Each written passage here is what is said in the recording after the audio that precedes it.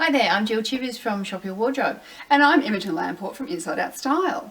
Today we're in my wardrobe and we've been asked about how to create a wardrobe when you want the feeling of lots of options with different outfits but you have a small space. Yes. So I'm quite lucky now. I finally got a bigger wardrobe than I've ever had. Yeah. I've never had a wardrobe anywhere this big. In fact, probably half of it is what I used to have. There's a swimming pool back here, honestly, it's huge.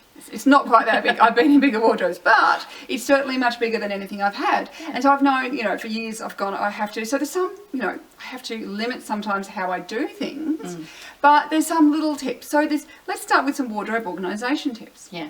So when you were renovating, how this space was organised was key. It was part of your upfront conversations. You just didn't put any old thing in and then try to make your clothes fit. You did the planning up front, right? Yes. And that was what made a big difference to how it functions. Knowing that I like to hang things. So I have a lot of hanging space. Yeah. I do have, drawers and things which have, clothes in them. So things that I like, exercise wear and sleepwear and those sorts of things, underwear all go in drawers. Yeah. I do have, you can't see this, but accessories drawers as well. Yeah. But then you can see on the back wall here, I've got my necklace collection. I call it the Great Wall of Necklaces.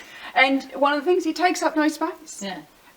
So what it does, I can see them, because I always find if you can't see something, you don't wear it. Absolutely. So I can see absolutely all my necklaces and I can decide what am I going to wear today. As well as it's beautiful. It is a really nice thing to look at, So imagine every morning. Yeah. It's just a nice thing. It's a nice thing. It's pretty to look at, and I'm quite happy to see that. Yeah. So I've got the necklaces. Then one of the things I also do is every time I have here all coat hangers that aren't currently in use. And the reason I do this is when I'm wearing something, so when I get dressed in the morning, I take the garment out on the coat hanger. Right. I take the coat hanger and I just have a little spot here that I just leave them sitting there. Now if I want to hang it back after, I can, or it goes into the wash, and then after it's come out of the washing, it goes back on the coat hanger and back in. But I'm not cluttering up my limited hanging space with coat hangers. Now I see this is often people go, oh, it's so crammed, and it's actually because there's a lot of empty hangers in their wardrobe.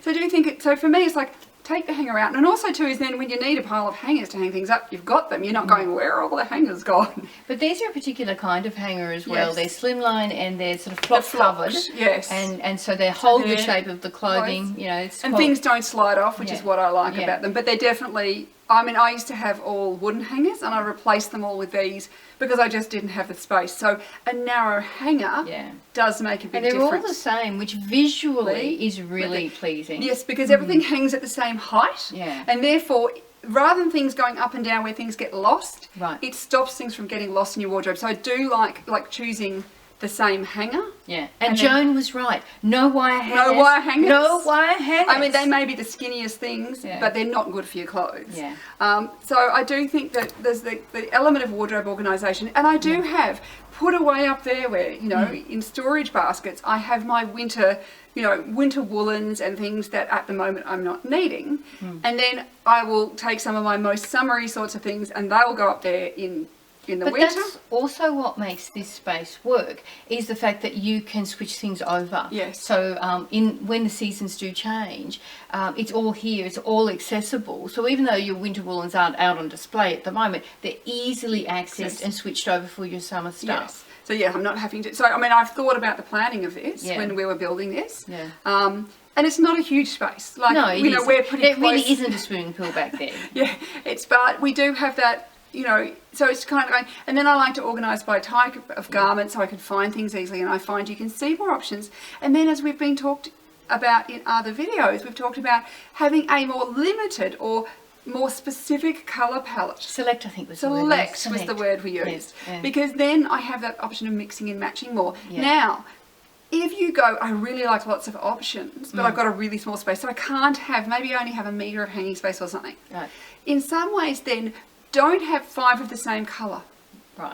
Because so 5 items in the same colour. Don't do that. Don't do that, because then you'll often feel like, well, I'm wearing this blue again, and even though it might be a long sleeve versus a short sleeve, I might feel more bored. Yes. Versus if I have within my colour palette and all the things work together. Yes. I can go, today I feel like pink, and tomorrow it's red, and the day after it's blue, and the day after it's teal, and then I've got violet, and I think that's really key, because a bigger number of clothing items does not necessarily equate to a bigger number of outfit items. And also this feeling of options is really important. And having only a smaller number of things in that colour, I'd never thought about that before, because I tend to go, deep on colour, so I'll have multiples in that colour because I only wear 4. Yes. Whereas if I can see that, how that would... You've got the option of a larger wardrobe, so you've got more different sorts of things. Exactly. Versus when we have a smaller space. Yes. Then sometimes, and then of course it's accessories, and I think accessories are the things that you can take your basic, take your more neutrals, take your plainer out and make, a different scarf, a different pattern, a different colour can really make you feel like you're wearing something different. And they often, almost always, unless you're Aris Apfel, take up hardly any space. Yes. And so they really do punch above their weight in that regard, accessories, to add that sense of variety. You can see just how many accessories I have. Yeah. It's all costume. There's no diamonds back there.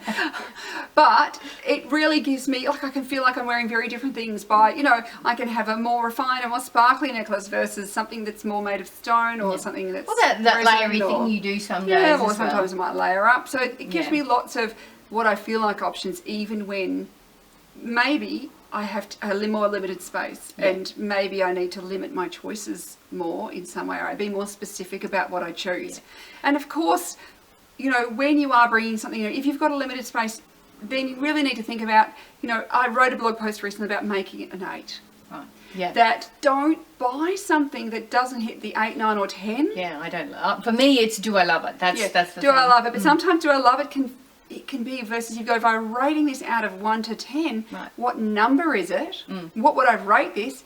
And if it's not at least an 8. You could do love it with a number system too. You could combine the two. You could go, I know love it means, an 8 means love it. Yeah, right. Versus a 6 means it's okay, but it needs some work.